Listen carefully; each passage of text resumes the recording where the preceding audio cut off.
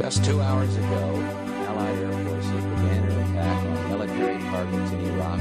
Keep Talking. Vous écoutez Geopolitalks avec Martin Terrien.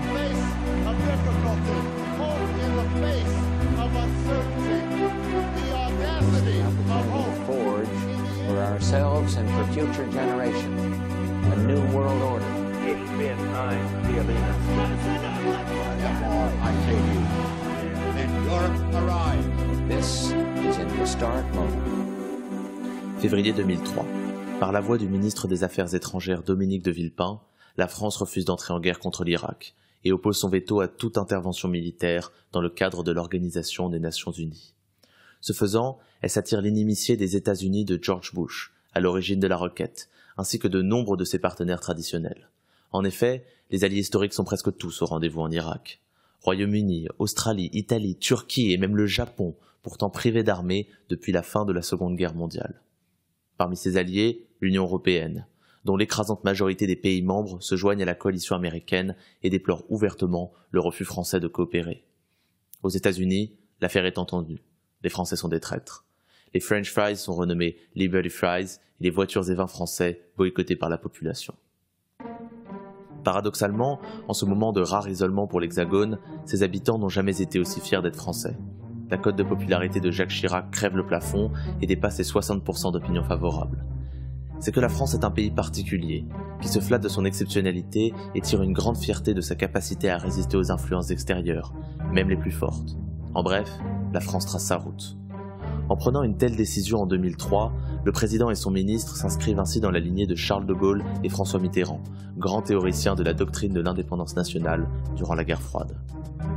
Mais si la France aime à se percevoir comme l'électron libre de la scène internationale, capable de tenir tête au reste des nations, qu'en est-il vraiment? Et surtout, l'échelon national est-il encore le bon, à l'heure où les appels à l'unité européenne se multiplient pour mieux peser dans le jeu géopolitique? Bonjour et bienvenue dans ce premier épisode de Geopolitalks consacré à la place de la France dans le concert des nations. Comme toujours en ce qui concerne la politique française contemporaine, il faut remonter à De Gaulle pour comprendre les origines de cette attitude si particulière. Dès son arrivée à l'Élysée en 1958, en pleine décomposition de l'empire colonial, l'ancien héros de la Seconde Guerre mondiale et architecte de la Ve République n'a qu'une obsession, rendre à la France son statut de grande nation. Comme il l'explique lui-même, « Depuis toujours et aujourd'hui, je me fais en effet de la France une certaine idée. Je veux dire par là qu'à mon sens, elle est quelque chose de très grand, de très particulier. C'est du reste, je le pense, ressenti par le monde entier. Il faut que la France joue son rôle, c'est exact. » Il faut dire que le pays sort de 12 années d'instabilité politique et de quasi-absence sur la scène diplomatique extra-européenne, s'étant aligné de bonne grâce sur les orientations stratégiques décidées par le grand frère américain, comme le reste de l'OTAN. De Gaulle, pour qui il s'agit là d'un déclassement insupportable, met un coup d'arrêt à l'atlantisme français et élabore ce qu'il appelle une troisième voie diplomatique, c'est-à-dire une politique étrangère fondée sur le non-alignement strict vis-à-vis des deux géants de la guerre froide que sont alors l'Union soviétique et les États-Unis d'Amérique. En somme, la France doit défendre ses intérêts, et cela implique de ne dépendre de personne. Dans les faits, c'est surtout vis-à-vis de l'Amérique que l'indépendance française doit être préservée aux yeux du général. Il n'a jamais porté l'oncle Sam dans son cœur, et celui-ci le lui rend bien. C'est cette doctrine qui prévaudra de manière plus ou moins appuyée au sommet de l'État tout au long du XXe siècle, que ce soit via le retrait spectaculaire du commandement intégré de l'OTAN en 1960, ou le refus d'adhérer au traité de non-prolifération des armes nucléaires qui durera jusqu'en 1992. Mais si l'intention de se libérer de la logique des blocs est clairement proclamée et se reflète dans certaines décisions emblématiques de l'Hexagone, la réalité de cette indépendance farouche est bien plus nuancée.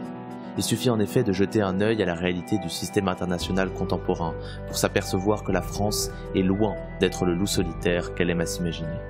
Membre permanent du Conseil de sécurité de l'ONU, du G7 et du G20, pays fondateur de l'Union européenne, poids lourd de l'économie mondiale et terre natale des deux derniers dirigeants du Fonds monétaire international, la France compte parmi les acteurs majeurs de la scène diplomatique et a régulièrement joué le rôle de promoteur du multilatéralisme. Et cette insertion dans l'ordre mondial portée par les États-Unis est d'autant plus renforcée au début du XXe siècle par l'accession à la présidence de la République d'un certain Nicolas Sarkozy, pro-américain convaincu. La France est l'ami des États-Unis d'Amérique. Avec des amis, on peut avoir des divergences, on peut avoir des désaccords, on peut même avoir des disputes, comme dans une famille. Mais dans la difficulté et dans l'épreuve, on est avec ses amis, on est à leur côté, on les soutient et on les aide.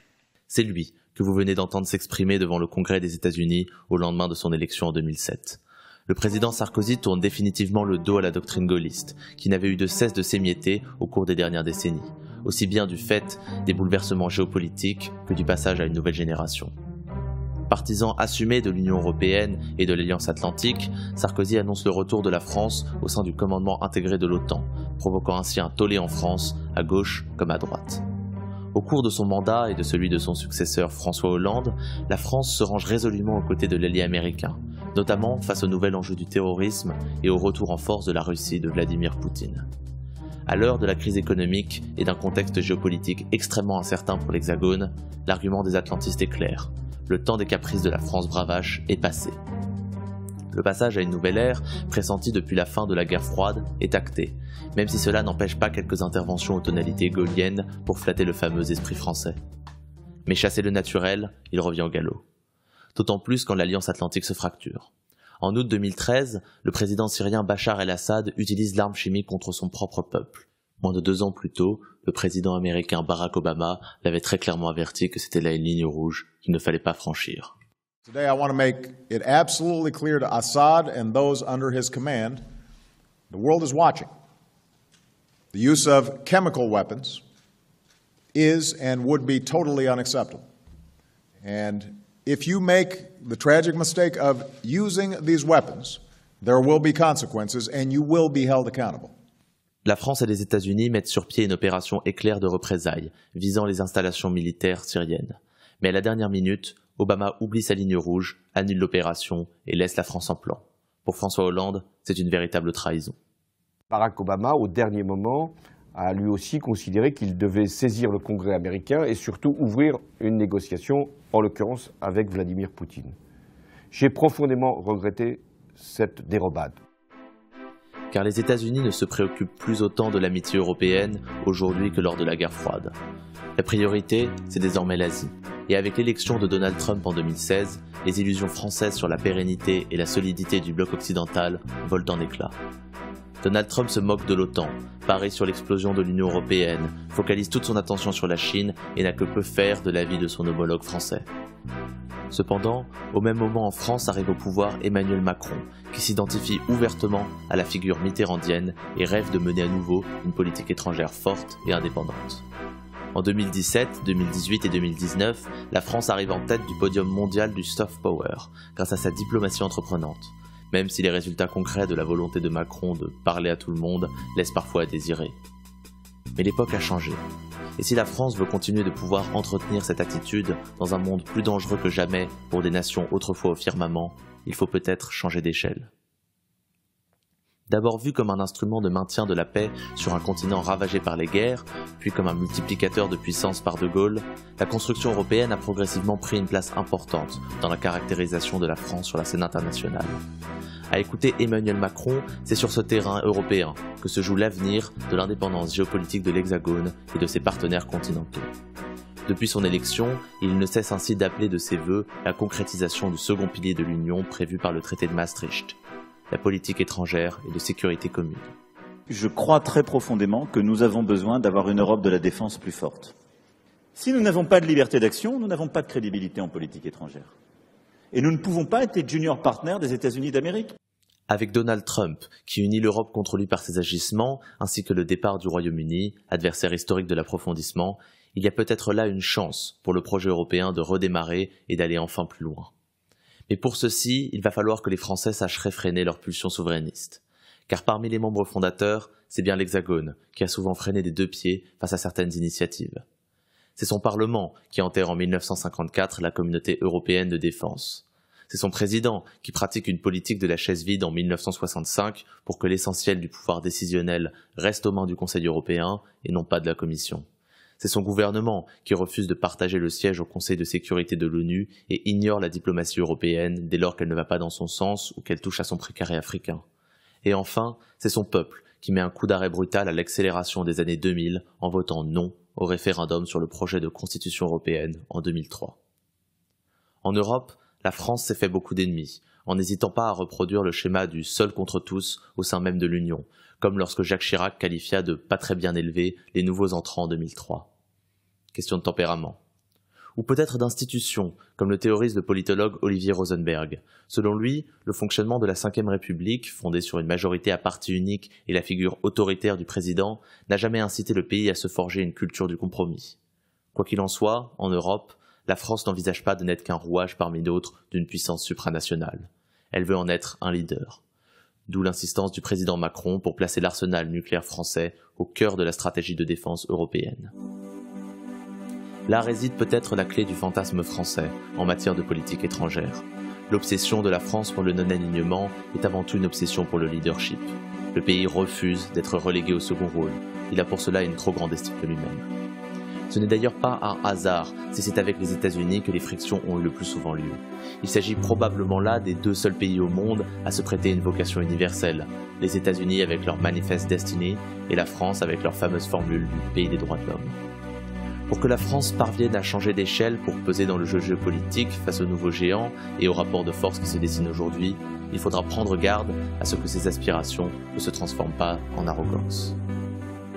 Une question demeure donc, à laquelle l'avenir se chargera de répondre. La France peut-elle encore réellement se permettre d'être un leader à échelle internationale ?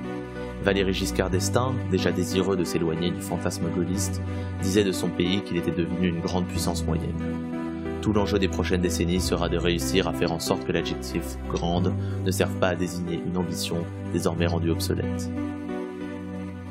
C'est la fin de cet épisode de Geopolitalks. Je vous remercie d'avoir écouté jusqu'au bout et vous donne rendez-vous sur le site web de KIP pour découvrir nos autres podcasts et articles. Si vous souhaitez approfondir le sujet, je vous conseille vivement la lecture de La politique étrangère de la France par Frédéric Charillon, ainsi que La norme sans la force de Zaki Laïdi, sur le thème de la puissance européenne et de la nécessité de l'autonomie en matière de sécurité pour l'Union européenne. Et si vous avez aimé l'épisode, n'hésitez pas à le partager et en parler autour de vous. C'était Geopolitalks.